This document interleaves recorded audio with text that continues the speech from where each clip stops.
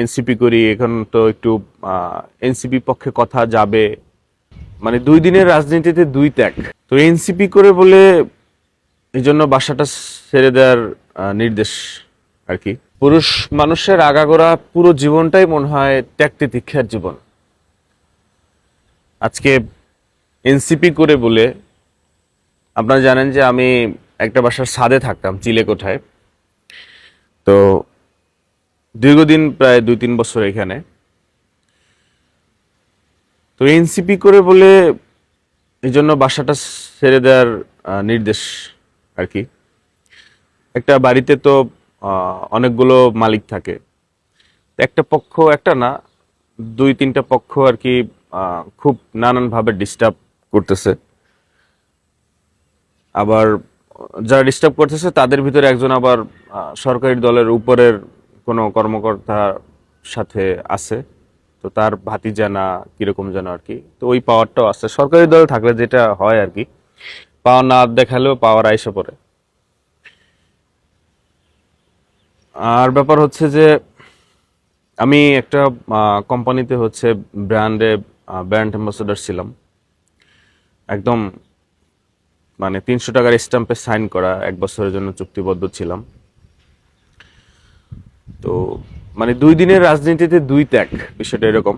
বাসা ছাড়ার নির্দেশের একটা ত্যাগ, আর সেই রাজনীতিতে আসলাম এই জন্য সেই কোম্পানি থেকে, ব্র্যান্ড থেকেও গতকালকে ফোন দিয়ে বলল যে ভাই আমরা তো এটা কন্টিনিউ করতে পারছি না।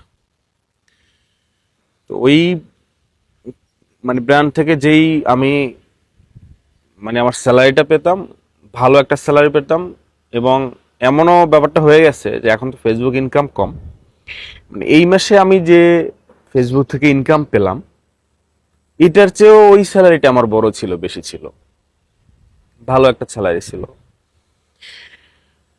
তো ওটাও ক্লোজ, মানে সরকারি দলের সাকিব আল হাসান সরকারি দলের লোক ছিল না, অনেক কোম্পানির ব্র্যান্ড অ্যাম্বাসেডর ছিল, সে প্রমোশন করতে পারছে।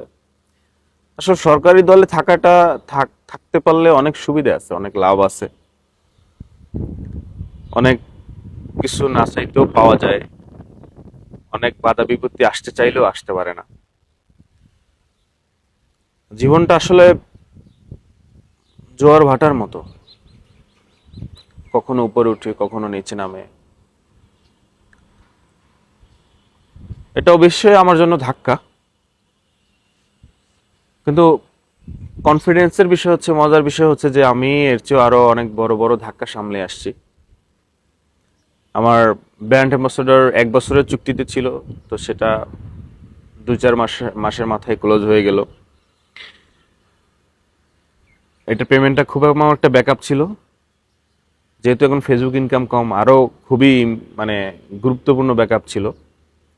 বাসা ছাড়ার যে ব্যাপারটা, এনসিপি করি, এখন তো একটু এনসিপি পক্ষে কথা যাবে, যদিও আমি ওইটা দলটা দেখি না, আমি ফেয়ার কথাটাই অলওয়েজ বলে আসছি বা বলবো ইনশাল্লাহ। তবুও এখানে সরকারি দলের আত্মীয় স্বজন লোকজন আছে, যার জন্য নানানভাবে ডিস্টার্ব। এই যে ধাক্কাটা, মজার বিষয় হচ্ছে যে এর চেয়েও বড় বড় ধাক্কা আমি সামলে আসছি। যাই হোক, আমার শুভাকাঙ্ক্ষী, আমার ভালোবাসার মানুষজন ঢাকা শহরের ভিতরে, মানে মেইন সিটির ভিতরে যদি কারো খোঁজে চিলেকোঠা এবং সেফ বাসা খোঁজে থাকে, তাহলে আমাকে একটু জানায়েন কোনো না কোনো ভাবে। চিলেকোঠাটা হয় কি জন্য, যে আমি তো ভিডিও করি, তো ছাদটা পেলে ভিডিওটা করতে একটু সহজ হয়। রুমে বসে আর কত ভিডিও করা যায়, মন খারাপ থাকলেও একটু ছাদে আসা যায়, এই আর কি। আমার কাছে মনে হয় আমি ভালো ছেলে, মদ গাঁজা সিগারেট কিছুই খাই না, তো ছাদ পাইলে এরকম সুযোগ সুবিধা নাই।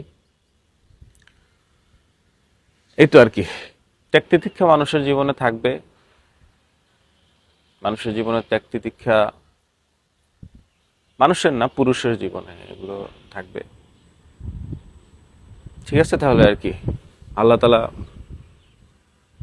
ভালো কিছু রাখছে হয়তো, ইনশাল্লাহ।